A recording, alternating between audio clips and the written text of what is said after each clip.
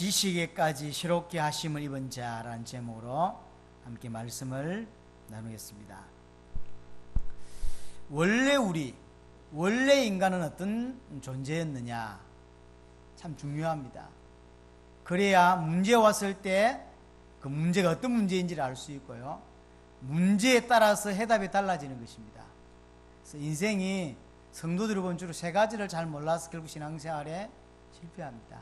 하나는 하나님이 지으셨던 원래 인간의 모습이 어떤 모습인지를 잘 몰라요.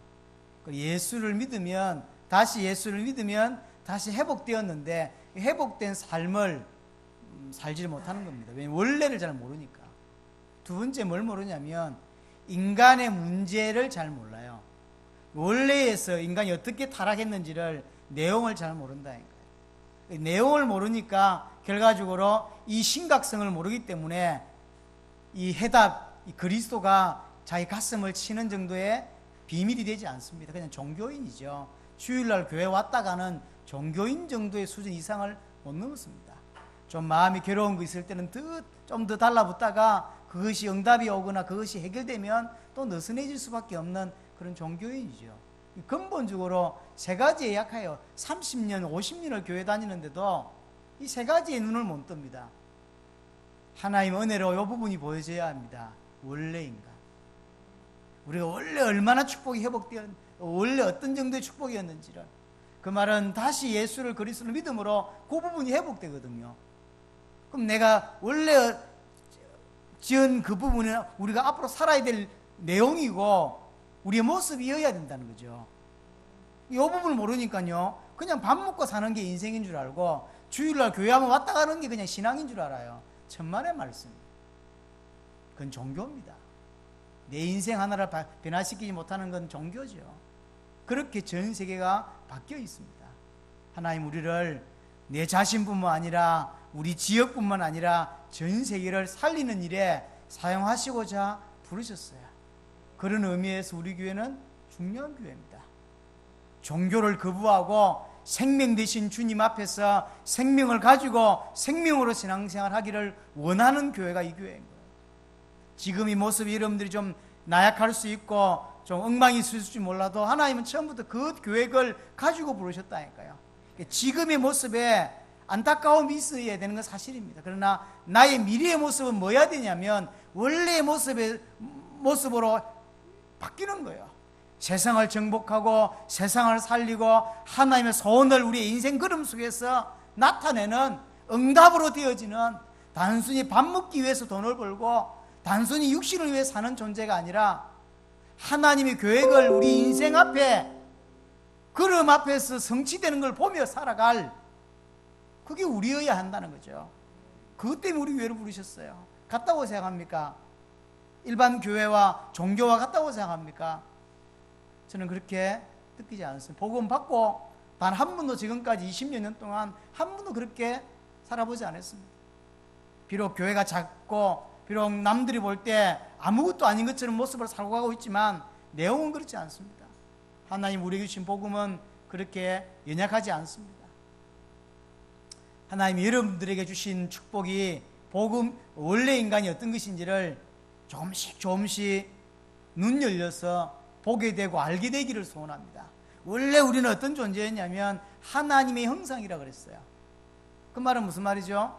요한복음 4장에 보면 하나님을 어떻게 표현하고 있냐면 하나님은 영이시니 그랬어요.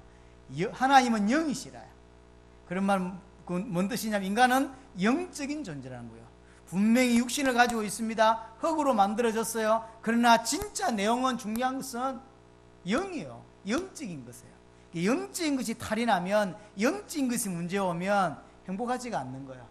손 하나 없으면 행복해질 수 있지만 영적인 것이 고장이 나면 안 행복해져요. 그렇죠? 다 갖췄는데 영적인 것에 고장이 났어. 그렇죠? 그러면 안 행복한 거예요. 마누라도 있고 자식도 있고 돈도 있는데 안 행복해요. 왜 그럴까요? 원래 인간은 영적인 존재였다니까요. 영적인 존재입니다. 창세기 2장 7절 보면 하나님이 생기를 그 코에 불어넣으시니 사람이 생명이 되었다 그랬죠. 생명이란 말은 그냥 우리나라 말로 바꾸면 살아있는 영적인 존재다 이런 뜻인데, 정확하게 이게 뭔 뜻인지 모르겠어요. 정확히 원어를 따지고 들면 뭔 말이냐면 하나님과 함께 할 때 비로소 살아있는 존재예요. 그런 의미예요. 무슨 말이냐면 이게 형광등 있죠, 이렇게. 이게 잘 만들었어요. 근데 이게 형광등으로서 역할을 하려면 뭐가 들어가야 되죠? 전원이 들어와야 돼요.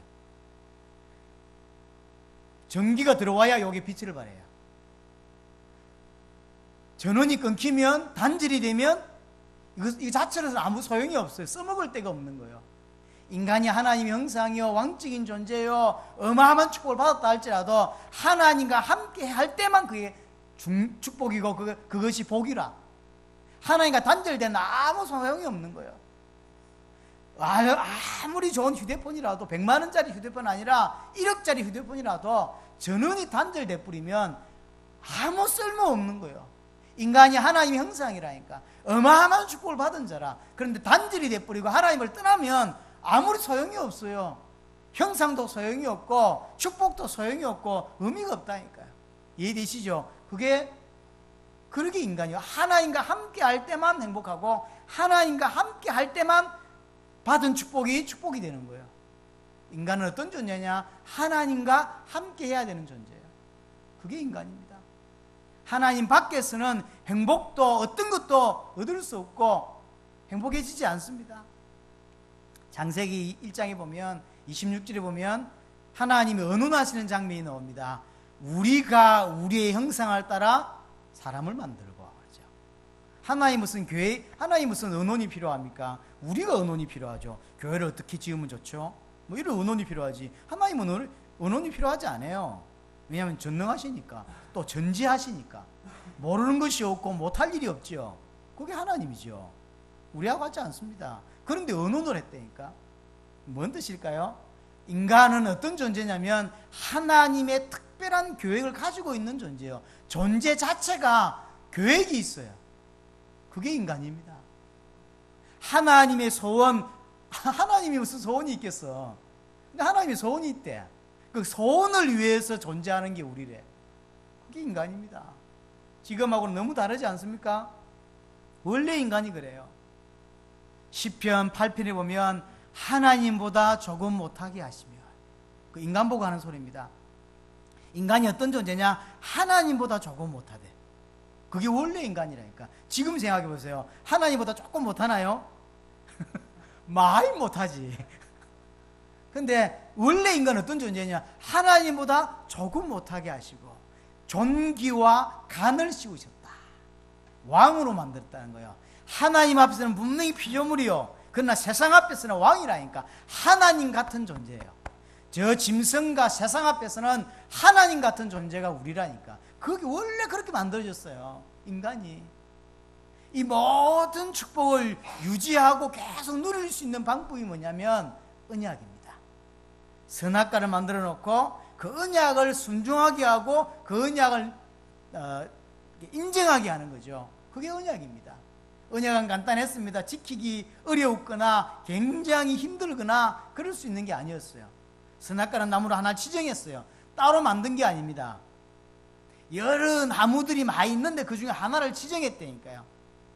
그래서 옛날에 어떤 목사님 표현대로 선악바위일 수도 있었다. 그냥 나무를 지정했을 뿐이다.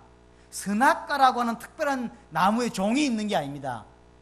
그게 아니고 만약에 사과나무였다고 하면 많은 사과나무가 있는 중에 한 나무를 지정하면서 그걸 선악과라고 한 거예요. 왜 선악과냐면 이걸 보면 선과 악을 구별할 수 있는 거예요. 뭐가 선입니까? 하나님께 경배하고 이 말씀을 순종하는 게 선이요. 악이 뭐죠? 하나님의 말씀을 거부하고 불순종하는 게 악이요. 이 나무 안에만, 이 과일 안에 독이 들어가지고 선악과가 아니라 이 나무를 보면서 하나님을 알고 나를 아는, 만들어준 것이기 때문에 선악과라고 이름을 붙인 거예요. 그래서 선악바위일 수도 있고 뭐 선악 다른 것일 수도 있다는 거죠. 그럼 지킬 수 어려웠냐? 아니라는 거죠. 보면 아는 거예요. 하나님이 살아계시고 나는 피조물이구나 인정하는 겁니다. 믿음이라는 게 뭐냐면 인정이요. 그렇죠? 순종이라니까요. 하나님을 믿기 때문에 순종하는 거예요. 선악과를 보면서 하나님을 인정하고 하나님께 순종하는 거예요. 말씀에 순종하는 게 그게 선악과입니다. 그것만 하면 돼요. 그런데 인간이 그걸 불순종하게 됩니다. 그래서 하나님을 떠나는 일이 벌어집니다. 그게 죄입니다. 이사야 59장 2절을 보면 인간과 하나님을 멀어지게 할 수 있는 건 딱 하나라고 설명하고 있어요. 그게 죄예요. 그럼 죄는 뭐냐면 사람을 죽이는 것도 죄고 도둑질하는 것도 분명히 죄예요. 그거는 원래 죄에서 나온 죄입니다. 근본적인 죄는 그 죄가 아닙니다. 근본적인 죄는 인간이 하나님께 불순종하는 거, 그게 죄예요. 그걸 신학적으로는 원죄라고 말하죠. 오리지널 죄라고 하는 거예요. 근원적인 죄, 그게 뭐냐면 언약에 불순종하는 거예요. 우리에게 하나님이 새로운 언약을 주셨습니다. 예수가 그리스도라고 하는 생명을 얻을 수 있는, 다시 하나님 만날 수 있는, 인간의 문제를 해결할 수 있는, 근본적인 것을 해결할 수 있는 새 언약을 주셨어요. 그게 그리스도예요. 그 그리스도가 누구냐면 예수라. 그래서 예수를 그리스도로 믿는 것이 언약이에요. 선악과하고 똑같은 것입니다. 예수를 그리스도로 믿는다는 것은 그 하나님을 인정하는 것이고 하나님을 경배하는 것이고 그 하나님의 말씀에 순종하는 거예요. 그렇죠? 그게 믿음이에요. 인간이 선악과의 언약을 놓쳐버리고 언약을 거부하고 하나님을 거부하고 타락하게 된 거예요. 하나님께서 가만 계시지 아니하고 다시 새 언약을 주시는 겁니다. 그 이름이 그리스도입니다. 왜 그리스도가 필요하냐면 인간이 하나님을 떠나 있으니까 하나님 떠난 자의 삶을 살 수밖에 없죠. 그걸 바울은 이렇게 표현했습니다. 에베소 2장 2절 3절 세상 풍속을 쫓는 삶, 그게 하나님 떠난 자의 삶이라고 그랬어요. 세상 풍속의 삶이라는 게 무슨 말이죠? 하나님께서 원하시는 기준이 있는데 그 기준대로 살지 않고 세상이 원하는 기준대로 사는 거예요. 사실은 하나님이 필요한데 인간은 돈이 필요한 것처럼 느껴요. 그렇잖아요. 그게 세상 풍속인 거예요. 사실은 인간은 하나님이 있어야 행복해요. 하나님과 함께 있을 때만 살아있고 하나님과 함께 있을 때만 행복할 수 있는 게 인간이라니까. 그래서 하나님 떠났을 때 뭘 느껴야 되냐면 하나님이 필요하다라고 느껴야 되는데 인간이 그렇게 안 느껴요.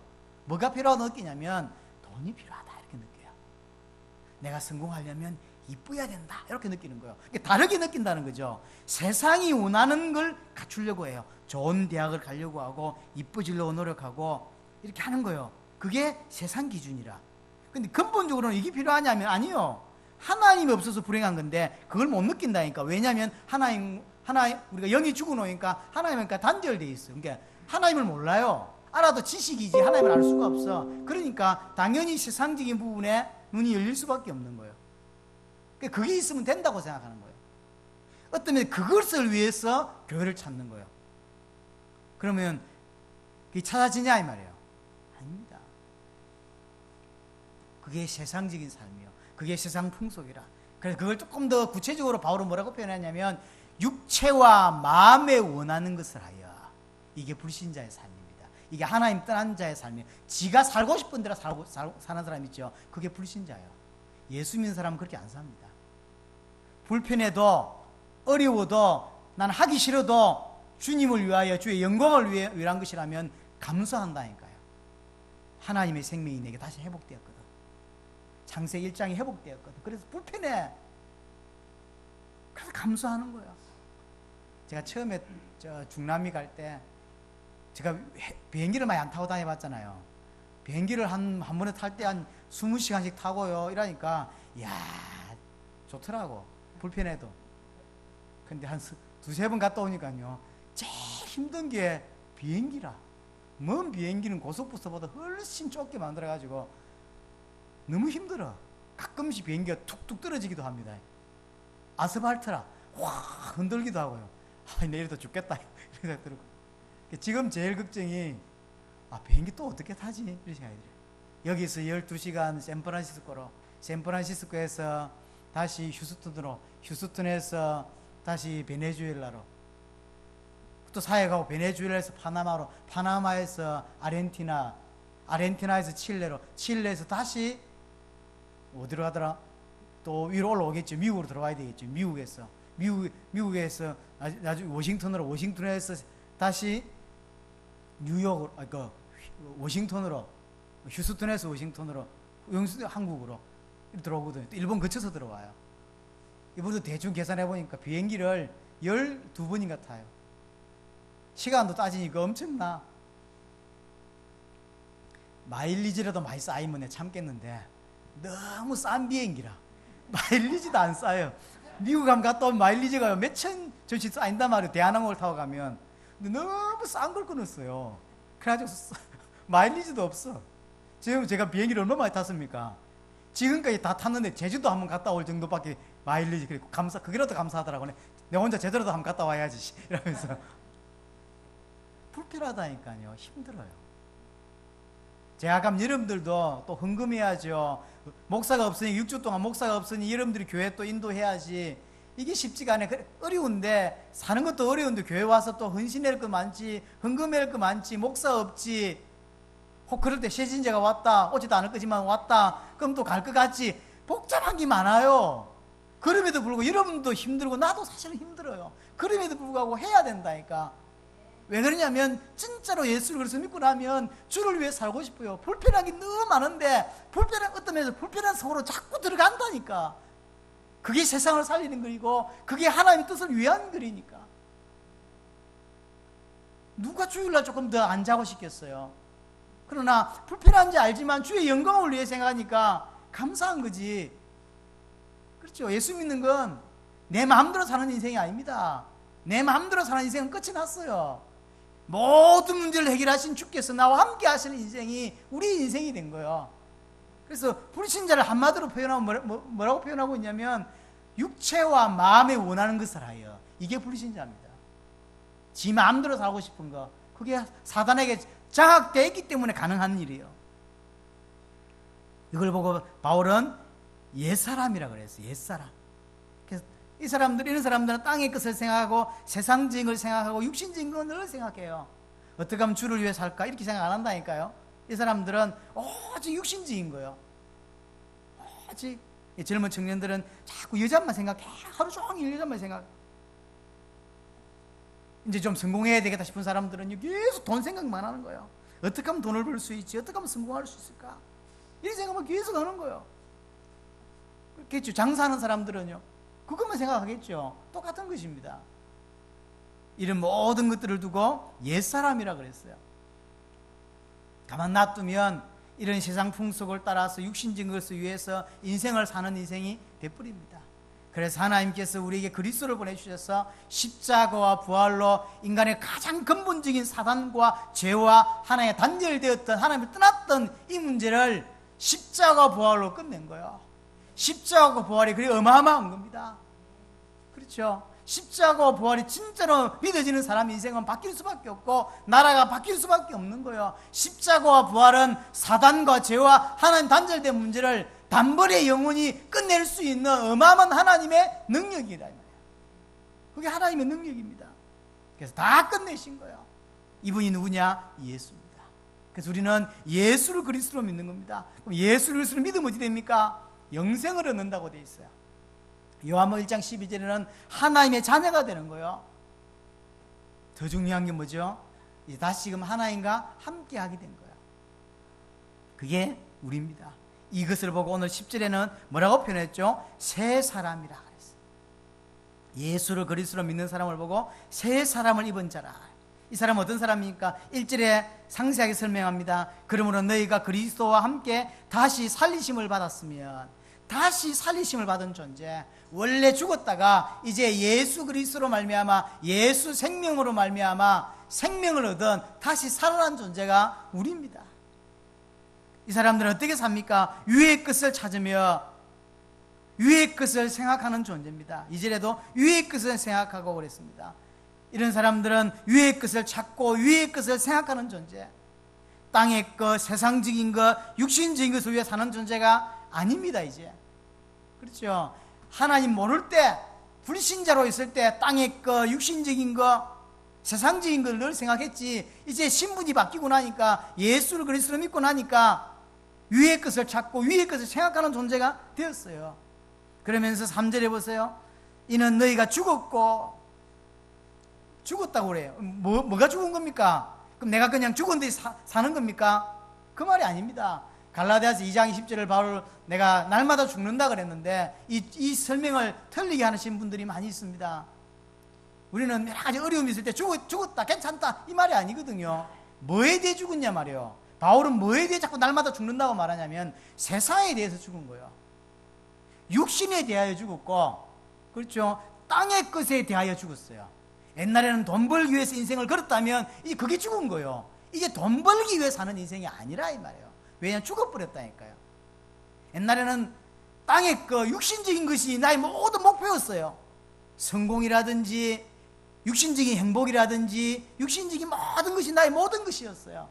여기에 대해 내가 죽은 거예요. 돈 버는 이유가 삶의 목적이 달라졌다니까요. 그걸 말하고 있는 거예요. 죽었다니까. 하나님의 소원, 하나님의 계획을 위해 사는 존재가 되어버렸어요. 근데 자꾸 정확하게 따지면 존재가 되었다기보다 원래 그런 사람이었어요. 원래 인간은 하나님의 계획을 위하여 만들어졌다니까요. 자체도 의미가 있지만 하나님의 계획을 두고 만든 게 인간이요. 그러니까 예수를 그리스도를 믿으니까 그게 회복된 거죠. 그래서 내 육신적인 조건과 만족을 위하여 인생을 투자하는 사람이 아니라 이제 하나님의 계획을 위해서 살고 싶어지죠. 예수를 믿고 나면. 진짜로 예수를 그리스도를 믿으면 이게 바뀐다니까요. 안 바뀌었다? 안 믿는 거예요. 믿으면 바뀌게 돼 있어요. 그렇죠? 바뀐다니까요. 출애굽 생각해 보세요. 출애굽의 목적이 구원이었을까요? 아니에요.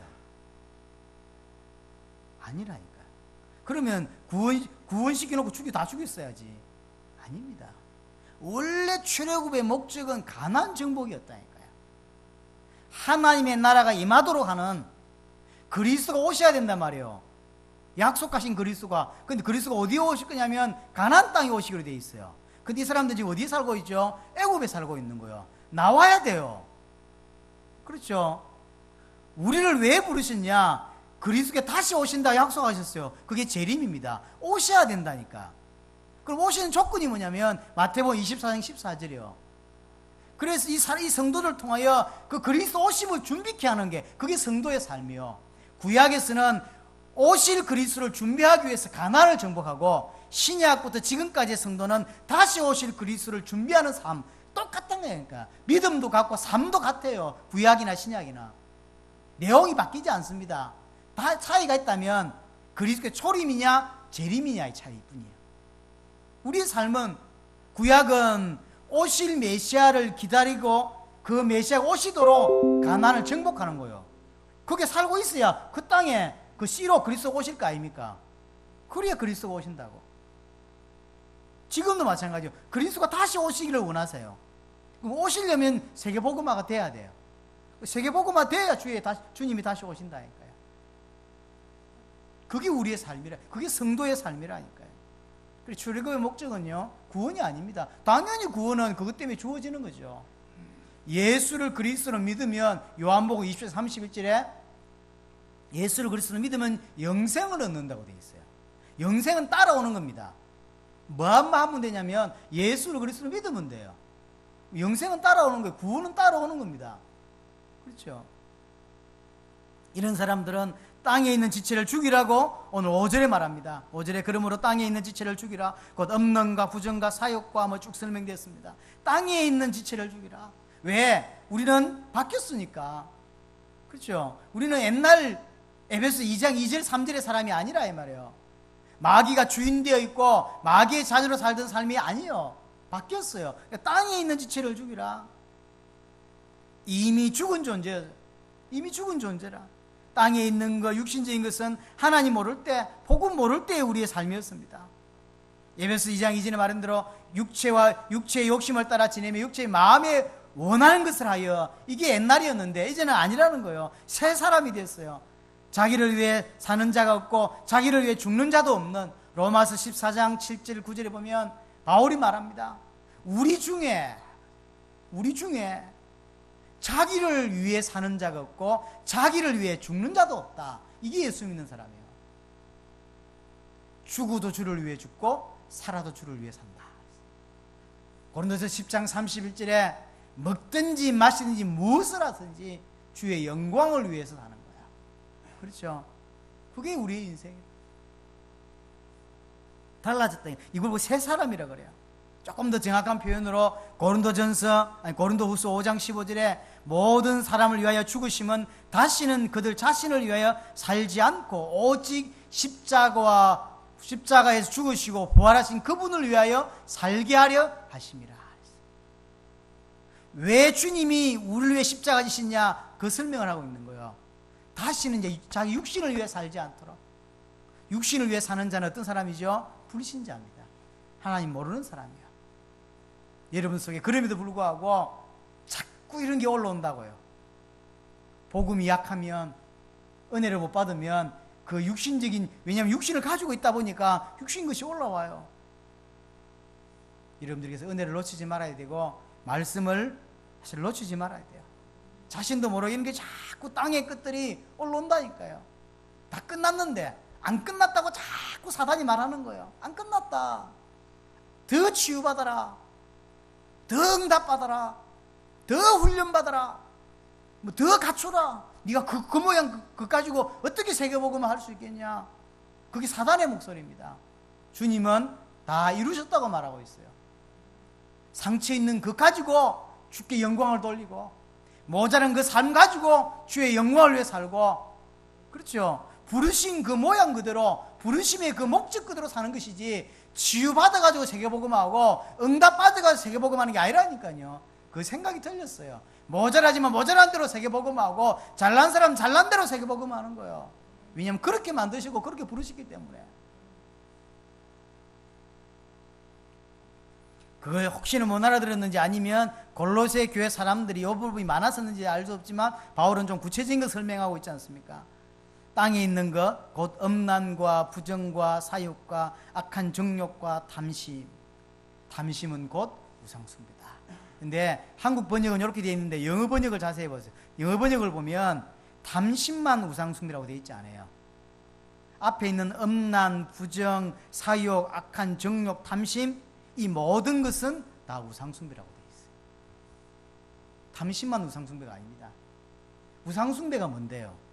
하나님이 있어야 될 자리에 다른 게 자리 잡고 있는 거, 그게 우상숭배죠. 하나님만이 우리에게 하나님입니다. 근데 그 자리에 자식이 들어가 있다니까요. 그 자리에. 그게 우상숭배예요. 돈이, 여자가, 그렇지 않습니까? 성공이. 이게 다 우상숭배라니까요. 그걸 채우기 위해서 교회 오는 사람도 있습니다. 그러면서 예수를 믿는다고 하는 거예요. 그 예수를 왜 믿죠? 자기 육신적인 걸 채우기 위해서. 그래서 예수 이름으로 우상숭배를 한다니까요. 이 말을 일반 교회 사람들은 기절할 겁니다. 어떻게 예수 이름으로 우상숭배가 가능하냐 말하겠지만 가능합니다. 구약의 유대인들이 그리스도를 믿었어요. 그 그리스도는 자기에게 어떤 존재였죠? 육신적인 것을 가져다 주는 사람이에요. 근데 그리스도가 자기의 육신적인 걸 가져주지 않는다는 걸 알았을 때 그리스도를 십자가에 못 박아버렸다니까요. 그리스도를 믿었지만 그건 믿은 게 아닙니다. 그렇죠? 이 땅에 예수 믿는 사람들이 많아요. 그러나 예수 믿어야 될 이유와 내용이 없어요. 모른 척 자기 육신을 위해서 예수 믿는다니까요. 자기 육신을 위해서. 그래서 이 복음을 제가 깨닫고 나서 가끔 옛날에 병원을 가거나 또는 길에서 어떤 사람을 만났을 때 그렇게 해보기도 했고, 주로 옆에 있는 사람들이 그렇게 전도하는 걸 내가 봤는데, 예수 믿고 천국 가라 이런 표현들 하죠. 제가 복음 딱 알고 이 표현이 정확한 표현일까? 저는 아니라고 생각합니다. 천국을 보내주는 이름이 예수다 이 말인데 그게 맞는 표현인가요? 순서로 따지면 맞는 거지. 예수 믿었기 때문에 당연히 천국 가는 거죠. 근데 이 사람이 예수 믿을 진짜 문제를 몰라. 근데 육신적으로 딱 이 사람의 전도자의 말을 들어보니까 예수를 믿으면 천국 갈 수 있대. 그러니까 믿어주는 거예요. 믿어보는 거죠. 그럼 뭐 이게 손해볼 게 없죠. 혹시 안 돼도 손해볼 게 없는 거죠. 자, 전도자들이 가서 복음을 전합니다. 당신이 오늘 예수를 믿으면, 예수를 그리스도로 믿으면 죄와 저주와 사단의 문제가 영원히 해결된다. 그리고 천국 간다. 그리고 모든 문제가 해결받는다. 3분이면 된다. 이러면 믿겠어요, 안 믿겠어요? 믿지. 모든 문제 해결된다는데? 그래, 죽어서 천국도 간다는데 왜 안 믿어? 믿는다고. 근데 만약에 그게 잘못된 이론이라 할지라도 손해볼 게 있습니까, 없습니까? 손해볼 게 없어요. 교회 가야 됩니까? 안 가도 돼요. 교회는 나중에 오는 겁니다. 이러죠? 우리가 옛날에 복음 전할 때 우리가 그랬어요, 안 그랬어요? 교회 오는 게 문제가 아니다. 네가 지금 예수를 믿는 게 문제지. 나중에 교회 오면 된다 그러죠. 그게 틀린 복음이라니까. 그러니까 이 사람은 손해볼 게 없는 거지. 그래서 그럼 믿겠습니다 해서 믿죠. 그러면 이제 이 사람에게 확신을 심어줍니다. 당신은 구원의 확신, 인도의 확신, 승리의 확신, 이제 기도 응답 받을 수 있다. 그러면서 이 5가지 확신을 심어주고 이제 끝났다면 이제 가시라고 이렇게.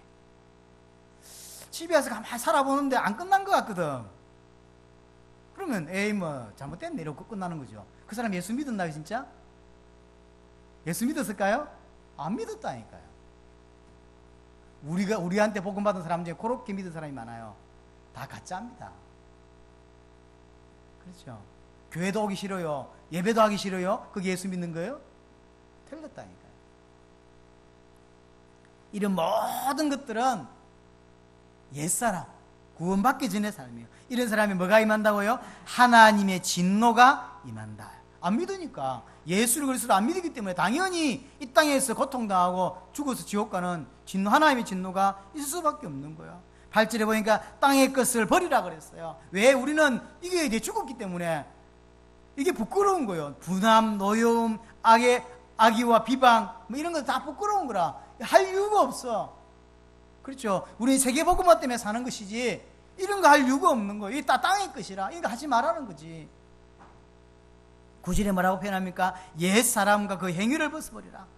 옛사람의 행위를 벗어버리라. 왜냐? 거기에 대해 죽었거든. 우리는 새 사람이 되었어요. 그럼 바울이 왜 이 편지를 쓸까요? 바울이 새 사람을 입었는데 자꾸 놓치고 있으니까. 분명히 하나님의 자녀인데 자꾸 놓치는 거예요. 새 사람의 모습을 놓치니까 옛 사람의 모습이 자꾸 나타나거든, 이 사람 속에서. 왜 그럴까요? 복음을 자기 것으로 소화하지 못했기 때문에. 소화하지 못하면 육신적인 것, 세상적인 것이 기준이 되어서 살 수밖에 없지요. 예수 믿어도 교회를 다녀도 당연히 이런 삶이 나올 수밖에 없는 거예요. 그게 바울이 지적하는 겁니다. 저는 이런 사람이 제일 억울합니다. 지옥 가는 사람이 억울한 것이 아니라 교회에 와서 예수를 알고 예수를 믿는데 불신자처럼 사는 게 제일 억울합니다. 한 번도 교회 오지 못하고 예수를 믿지 않은 사람이 지옥 가는 거 어쩌면 당연한 거 아닙니까? 그런데 교회까지 와가지고, 교회 오기가 쉽냐고요? 교회까지 와가지고 예수를 믿었는데 하나님을 위해 한번 살아보지도 못하고 주를 위해서 살아보지도 못하는 인생이 가장 불쌍한 인생입니다. 너무너무 억울한 인생입니다. 자, 그러면 우리가 새 사람을 입었다 그랬는데 새 사람 어디까지 말합니까? 어디까지 변하는 겁니까? 무엇이 변해야 됩니까? 그 답을 오늘 10절에 말하고 있는 거예요. 우리의 모습이 이렇게 가야 됩니다. 지식에까지 새롭게 하심을 입었다. 우리는 어떤 사람이냐? 지식에까지 새로운 거야. 모습만 바뀐 게 아니라니까요. 밖에 모습만, 교회 와주는, 그래서 같이 예배하다 집에 가는 이 모습만 바뀐 그게 신자가 아니라니까요. 뭐라고 표현할지 모르겠지만 전인격적인 변화가 옵니다. 예수를 그리스도로 믿으면 전인격적인 변화가 온다니까요. 모든 생각, 사상, 가치관이 바뀌어요. 그렇죠? 모든 생각, 사상, 가치관이 바뀝니다. 옛날에 내가 살았던 믿음 없을 때의 삶의 가치관, 모든 게 육신 중심입니다. 근데 바뀌었어요. 복음 중심이고 하나님 중심이고 교회 중심이 될 수밖에 없어요. 되라고 하는 게 아닙니다. 될 수밖에 없는 거예요. 멀쩡한 청년이 좋은 여자가 딱 마음에 드는 여자가 생기면 행동이 자꾸 바뀌집니다. 행동을 바꿨기 때문에 좋아지는 게 아니라니까요. 좋아졌기 때문에 행동이 자꾸 바뀌어요. 저 여자가 뭐 좋아하는지를 자꾸 살피게 되고 그 여자 앞에 자꾸 왔다 갔다 하게 되고요. 그렇게 되는 거죠. 좋으니까. 행동을 그렇게 좋게 하면 좋아지는 게 아니라니까요. 좋아지면 바뀌게 돼 있어요. 예수를 그리스도로 믿으면 전인격적인 변화가 와요. 지식에까지 새롭게 하심을 믿는다 그랬어요. 이게 우리여야 합니다. 삶의 이유도 바뀝니다. 옛날엔 성공, 그렇죠? 내 육신적인 평화, 육신적인 안식, 이런 거, 좋은 차 타는 거, 좋은 집 사는 거, 이게 나의 인생의 목표라. 그래, 그것 때문에 좋은 대학을 가려고 애를 쓰고, 그것 때문에 이런저런 걸 준비하는 거예요. 바뀌었어요. 내가 공부하는 이유, 내가 돈을 버는 목적, 결혼의 목적, 다 바뀌었어요. 원래대로 가는 거예요. 하나님의 계획을 위해 사는 존재. 그래서 내가 쓰임받고 싶고, 하나님 위해 살고 싶죠. 주의 영광을 위해 살고 싶어지는 게 신앙입니다. 삶의 목표도 바뀝니다. 삶의 방법도 바뀐다니까요. 그렇죠? 예수를 그리스도로 정말로 믿으면 방식이 바뀐다니까요. 세상 성공하기 위해서 하나님 이름을 팔아먹고 거짓말로 돈을 벌고 그렇게 안 합니다. 할 이유가 없어요. 예수를 그리스도로 믿지 않기 때문에, 교회만 다니기 때문에, 교회에서는 장로인데 회사 가면 사장이잖아. 그러니까 돈을 벌기 위해서 거짓말도 하고 사기도 치고, 그래서 왜 그렇게 사냐고 물으면 세상이 다 그렇게 사니까, 기독교인처럼 살아가지고는 세상 못 이기니까 그렇게 살 수밖에 없다는 거죠. 그게 세상의 기준이죠. 그게 맞춰 살라고 우리를 부른 게 아니요, 같이 사기치라고, 같이 적응해 가라고 우리를 부른 게 아니라니까요. 그걸 거스리고 이 땅에 하나님이 살아계시다, 이 땅에 예수가 그리스도다, 이 땅에 하나님의 계획된 자들을 찾아내기 위하여 살기 위해서 존재하는데 그렇게 안 산다 이 말이에요. 삶의 방식도 바뀌고요, 바뀔 수밖에 없죠. 어떤 면에서 행복도 바뀝니다. 옛날에 육신적인 것을 갖출 때 행복합니다. 그렇죠? 사람이 그런 거예요. 근데 이제는 바뀌었어요. 육신적인 걸 갖추었다고 행복해지지 않아요. 은혜를 받아 행복하고, 말씀 들어야 행복하고, 그렇죠? 말씀 들어야 행복하고. 그래서 은혜 받은 사람은 주일날 녹화해서 이렇게 올라오는 것들을 굉장히 소중하게 생각합니다. 저도 일주일에 3번씩 거의 듣거든, 메시지를요. 안 들으면 안 돼. 들어야 되는 의무감이 아닙니다. 들을 수밖에 없는 거예요. 듣고 싶어요. 그게 행복이니까. 다 바뀐다니까요. 복음이 어느 정도이길래, 복음이 무엇이길래, 어떤 것이길래 이렇게 바뀌게 합니까? 복음은 인간 근본 문제를 해결할 수 있는 겁니다. 그렇죠? 영원한 사망에서 건져낸 것이 하나님의 복음, 하나님의 능력이 복음이요.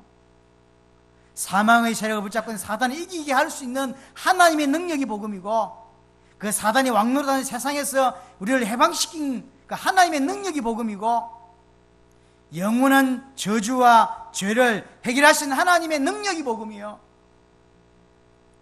분명히 성경은 하나님의 능력이 복음이라고 말하고 있어요. 그래서 진짜로 예수를 그리스도로 믿으면 다르게 살 수밖에 없는 거예요. 복음은 나를 바꿀 수 있어요. 왜냐? 하나님의 능력이기 때문에. 복음은 인생을 바꿀 수 있습니다. 복음이 진짜 들어간 나라마다 바뀌었어요. 그런데 교회 다니는데 10년 지나고 20년이 안 바뀌었다? 진짜로 예수를 그리스도로 믿는 거 맞냐 이 말이에요. 장담합니다. 안 믿어요. 그래서 안 바뀌는 거예요. 인생이. 목표가 안 바뀌고 삶이 안 바뀌는 거예요. 안 바뀔 수밖에. 그 인생을 바꾸는 그 복음의 내용이 뭡니까? 예수를 그리스도로 믿는 거예요. 모두 문제 끝냈다고 믿는 것이고, 그래서 나는 뭐 문제가 없다고 믿는 거예요. 그렇죠? 다 이루셨어요. 뭘 다 이루셨는데요? 그리스도의 일을 다 이루셨다니까요. 그리스도의 일을. 그러니 인생이 변할 수밖에 없는 거예요. 왜 기독교인이 변하지 않습니까? 바울은 이렇게 표현합니다. 갈라디아 1장 6절 8절에 너희가 이렇게 속히 떠나 다른 복음을 따르는 것을 내가 이해할 수 없다. 다른 복음이 있나요? 다른 복음은 없어요. 그니 뭔 표현입니까? 복음이거나 복음 아니거나 그거예요. 다른 복음이라는 건 없죠. 복음이거나 아니면 복음 아니거나 그겁니다. 이 갈라디아 성도들이 벌써 복음을 버리고 떠난 거예요. 비슷한 복음, 변질된 복음, 틀린 복음이 복음인 줄 알고. 그렇죠. 예수 믿으면 구원받는다는 이 한마디 말이 자기의 모든 것이 된, 예수가 그리스도인지도 모르고 그냥 예수를 믿는 이런 이상한 사람들이 대한민국 전 세계에 얼마나 많습니까? 제가 중남미 가보니까요, 은사 받겠다고, 능력 받겠다고. 중남미 가니까 어떤 분들은 우리 얼굴을 봤대. 은사, 이렇게 뭐랄까, 계시를 받다나 투시를 받다나 우리 얼굴을 봤대요. 그런 사람들이 꽉 찼어요. 받아서 뭐 할 건데. 그런 계시를 받아, 그런 은사를 받아서 뭐 할 거냐고. 다 육신입니다. 교회 부흥해서 뭐 할 건데요. 육신이라니까요. 육신. 진짜 예수를 그것을 믿으면 그리 안 산다니까. 그렇게 살 수가 없게 돼 있어요. 정확한 복음을 계시받으면 변할 수밖에 없어요. 인생이 원래 인간이 뭔지를 알고, 인생의 문제가 뭔지를 알고, 십자가와 부활이 어떤 것인지를 아는데 어떻게 인생이 안 바뀌냐고. 안 그래요? 어떤 사람은 망나니로 살다가 결혼만 잘해도, 좋은 여자만 만나도 인생이 바뀌었다고 하잖아요. 못 들어보셨습니까? 여자를 만났는데 인생이 바뀌었어요. 개차반으로 살다가 여자 하나를 만났는데 인생이 완전히 바뀐 사람이 있잖아요. 여자 하나를 만나도 인생이 바뀐다니까. 그런데 예수를 만났는데, 하나님 만났는데 인생이 안 바뀐다? 그게 어떻게 예수를 그리스도를 믿는 거냐고.